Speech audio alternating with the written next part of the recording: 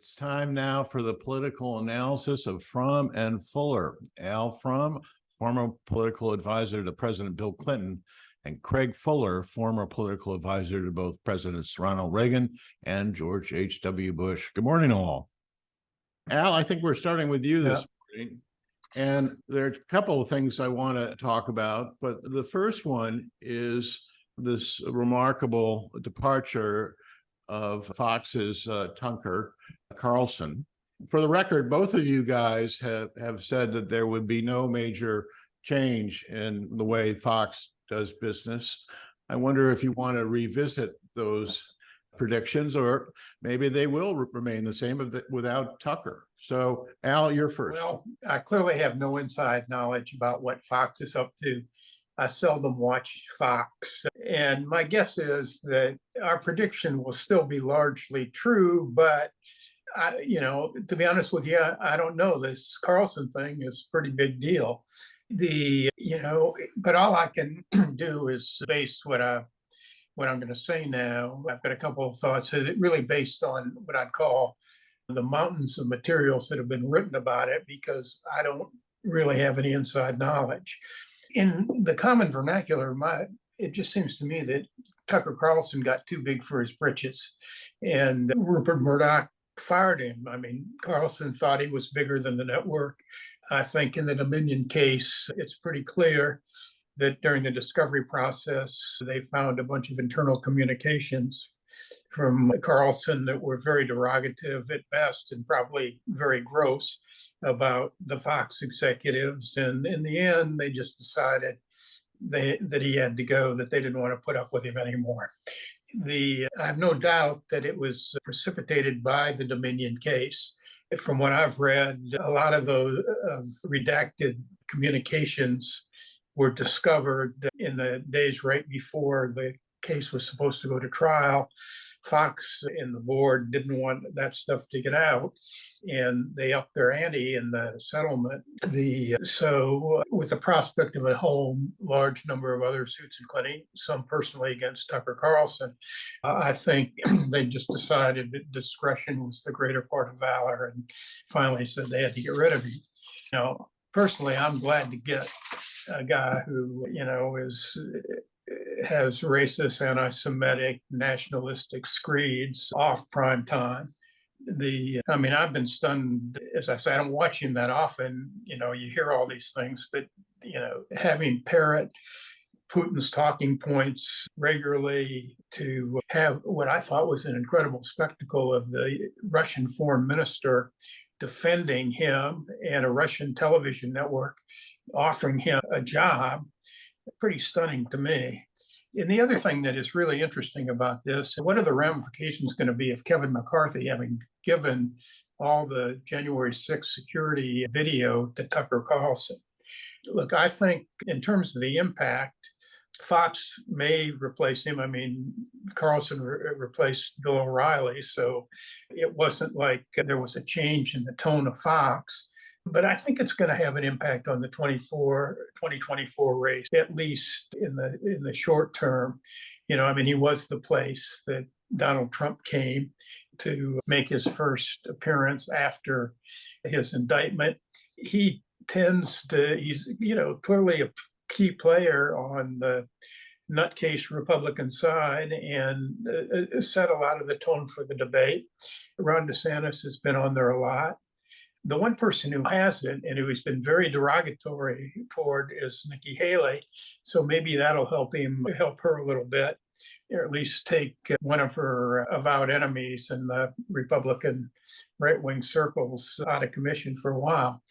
But, basically, Fox may be hurt a lot more than we thought. And maybe this is the beginning of the demise of Fox. But if Fox continues, I don't suspect that we're going to see Fox being a mainstream network anytime in the near future. Craig, Tucker exit stage right. I guess the question for you again is how this changes your original position on Fox. Well, I have no sense of what Tucker's going to do, although I suspect we're going to see, Tucker the book, if not Tucker the movie, if not Tucker the anchor of some other cable station. But a little different perspective. I went back and checked some of the ratings, and yes, Tucker was one of the strongest players, if not the strongest, in the Fox lineup, drawing a little over 3 million on average, 3 million viewers. But consider that number for a minute. There's over 350 million people living in the United States. So he had less than 1% of the population. Maybe more significantly, 154 million or 155 million people voted in the presidential election last time. So he maybe had 2% of the people who actually went and voted in an election. So the media makes much ado about the media. I don't know across America whether all that many people are really moved one way or another by Tucker Carlson at all, let alone leaving Fox. The other thing that I thought was really very interesting is people are, literally voting with their clicker. They're looking to other kinds of entertainment. They're looking to streaming media. The year over year, the CNN viewership has dropped 24%. And even the Fox viewership dropped 14%. So these cable news stations are becoming less watched.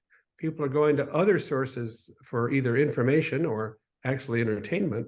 Streaming is becoming the means by which people get a lot of their news and information. So does it matter? And were we right? Well, we were right about a few things. We're right that we thought this was going to be settled because Rupert Murdoch was not going to go testify in court at 90, a 90-some-year-old billionaire can avoid testifying before a jury. And he did. He did not want people in his news organization paraded before a jury and the public to have to answer these questions. So he got out of that, and he got out of it with a settlement that I think it's less than what the annual earnings have been for Fox. So it's not as though anybody's going to have a hard time living or yachting or whatever it is he does. So what I do think could be happening is that there's a bit of a reset going on. The person running CNN talks about wanting to just deliver the news, not left, right, but really down the middle news. They, of course, got rid of Don Lemon, who was exercising at least a peculiar judgment in some of the things he was saying on air and maybe off. Tucker certainly was as well. So I think we were right that these news organizations are going to continue to be populated by people with producers who look for eyeballs. They want to present, sort of news entertainment that draws more people to them, but they're losing in that contest. So will there be a reset? Is there a different kind of format coming? Is there a different kind of personality coming? I don't know. CNN has not done particularly well with the direction they've gone in terms of viewers, but maybe in terms of more credible news, it's improved. As for Tucker Carlson, I largely agree with Al. I think it almost became a Pavlovian situation. Do whatever you have to do to draw more people to your show. He was willing to do it, even though he would go on air and say things he knew not to be true, which really, if you think you're a part of a news organization, is pretty inexcusable. Yeah. Al, the other bit of news, which we had been predicting for some time, was that Joe Biden would confirm that he's running again for president in 2024 with Vice President Harris. Not a shocker in the news cycle, but it is setting up a very unique presidential election next year. Why do you think he announced now? And what do you think the road looks like for them? Well, first of all, before we get to Biden, the one thing I want to add to what Craig said on cable news, it is true, the numbers he gave are true, that only a very small percentage of the population and voting population actually watches those programs, but they do have a greater influence because they drive the debate and often define the debate, drive the candidates in one particular direction or another, and also drive coverage in other media outlets as well. So I think people like Carlson had more influence than even his numbers would indicate. Look, I think Biden probably decided, he clearly wants to run. And I think he decided he might as well get in the race, start raising the money. And so I don't find it surprising. I've said all year that, Biden is really in an unusual position. I mean, he's had a wonderful record as president. He's had a lot of accomplishments. He's gotten a lot of bipartisan things done. Country's really done pretty well, even though it doesn't think it has. And, he's not going to convince them it has because people know how they feel. But he also comes in with very low approval ratings. Now, low approval ratings in April or May of the year before the election aren't fatal. Reagan and Clinton and Obama had pretty low ratings. I don't think quite as low as his, but pretty low ratings. And the one president who had really high ratings was George H.W. Bush. And we saw how all those elections turned out. So that's not fatal. But I thought, I think I've said before that I think that Biden can and will beat Trump, but that he'd have a hard time against any other Republican. And I still believe that. I read a piece by Amy Walders who now runs Charlie Cook's Political Report. And I thought it was the most perceptive thing I've read about Joe Biden. It says she said Biden's appeal is less about who he is than who he isn't. And if you think about Biden, he ran for president twice on who he was, and he got less than 1%. In 2020, he wasn't Bernie Sanders, and that helped him get the nomination. And he wasn't Donald Trump, and that helped him win the general election. And there was a Wall Street Journal poll last week, which really told the story. I mean, it's very clear from every poll that people don't want to see a rematch. A majority of people don't want Biden to run, a majority of people who don't want Trump to run. But there are two things that are really clear. One, independents go in a Trump-Biden race, go very strongly for Biden. But the number that stuck out to me is when you have two unpopular people running, the people who disapprove of both of them voted 50 or were 54-15 for Biden. In other words, Biden, and that is a pattern, incidentally, that worked through the midterm elections last year. The Trump-endorsed candidates, MAGA candidates, ran about 6.5 points behind other Republicans. I called it, at that time, I think I called it the Trump tax. And that is what keeps Biden afloat.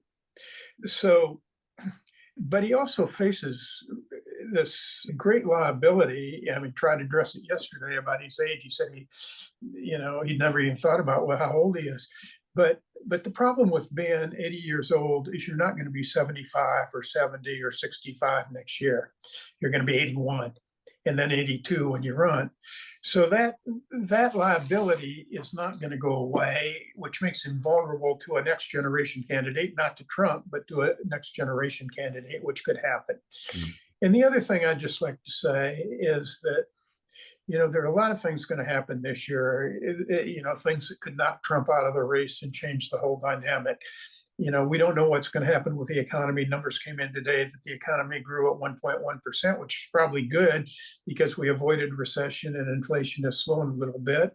And maybe that means over the long haul, we'll avoid a recession. But Lord knows the economy could go a little bit sour. You don't know what's going to happen when the two combatants are 80 and 76 in terms of health. A fall could change the whole dynamic of the election.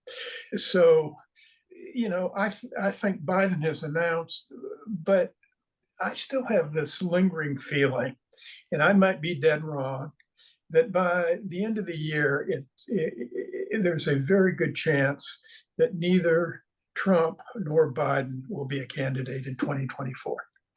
Wow, that's some forecast. Craig, you have the last word. So just a couple of points. First of all, Joe Biden made a decision to seek reelection. I think he looked out there. I think he's very committed to the things he cares about for the nation. Most of all, I think he believes he can win. The numbers tell him he can win. And over what, 5 decades in public life, he's backed away from running when the numbers told him he couldn't win. Here he sits, and now it looks like today he could win. But I completely agree with Al. Candidate Biden today may not be the same as candidate Biden next August, or over a year from now, when we have the conventions, when Republicans will have a candidate. And if Democrats still see Biden as a winner, I suspect he'll continue to mount a successful campaign. But if along the way anything falters, public opinion, health issues arise, the Joe Biden of August of 2024 may find himself in a very different position. I am a little surprised he chose to announce. I would not be surprised, I agree with Al, to find 2 people heading the ticket who are not the front runners at the moment as we get into next year. I thought he might make a change as vice president, but it looks like all hands are to the rescue to make sure Vice President Harris is viewed as a strong partner in this process. So they're going with what they have. And I saw an analysis the other day that Democrats start with a slight lead in the electoral votes in terms of states that are likely to go for the Democrat versus the Republican. It leaves 5, maybe 6 states up for grabs. Very hard to see how you're going to see Donald Trump winning in all of those states in order to pick up the election. It's not actually, it looks impossible. So it would seem to me Republicans will look elsewhere, and we'll see whether that candidate can compete against someone who's had a long life and a long life in public service. At the end of the day, I still think there may be a couple of decision points down the road. Before we end this discussion, Craig brought up the interesting point about Biden and Harris. I mean, Kamala Harris polls just terribly. She's very weak, but she also is very strong with 2 essential, that maybe the 2 most essential components of the Democratic coalition, which are women and African-American voters. You can't win a Democratic nomination without the support of African-American voters. And so Biden, in that case, is I think, pretty much compelled to keep her on the ticket. But it also puts the Democrats in a more vulnerable position if something happens to Biden, because unless she quickly reverses her image, she looks like she would personally be a fairly weak candidate. Yeah. Well, we have to leave it there. Al Fromm, Craig Fuller, thank you so much indeed. We will see you next week.